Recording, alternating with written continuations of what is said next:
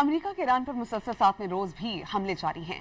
Trump इंतजामिया ने ईरानी फौज को बड़ा नुकसान पहुंचाने का दावा किया है। पानी के प्लांट भी निशाना बनने लगे हैं। ईरान में 3 हफ्तों के दौरान शहादतें 50 हो गईं, जबकि 500 अफराद जख्मी हैं। दूसरी जानिब ईरानी फौज भी अमेरिकी हमलों का भरपूर जवाब दे रही है।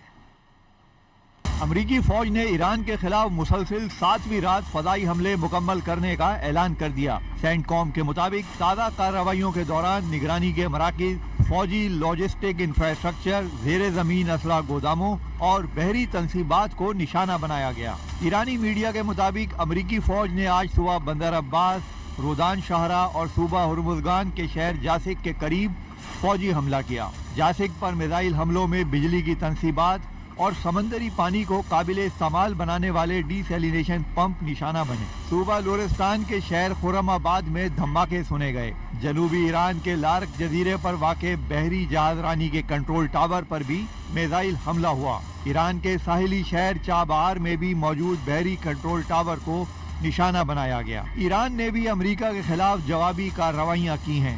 ईरानी फौज ने बहरीन में शेख ईसा एयरबेस, कुवैत में अली अल सालम एयरबेस, उर्दन में अल अजरक एयरबेस, शाम में अमरीकी फौज के ऑपरेशन कमांड सेंटर, अमान में अमरीकी रडार और हेलीकॉप्टर्स को नुकसान पहुंचाया। कतर में मौजूद अमरीकी अहदाफ पर भी हमले करने का दावा किया गया। ईरानी फौज की जानिब से बोशहर में अमरीकी ड्रोन मार गिराने का दावा भी किया गया है। पासदारान इनकलाब के मुताबिक शुमाली बहरे हिंद में अमरीकी बहरी जहाज को वार्निंग नजरअंदाज करने पर क्रूज मिसाइल से निशाना बनाया गया।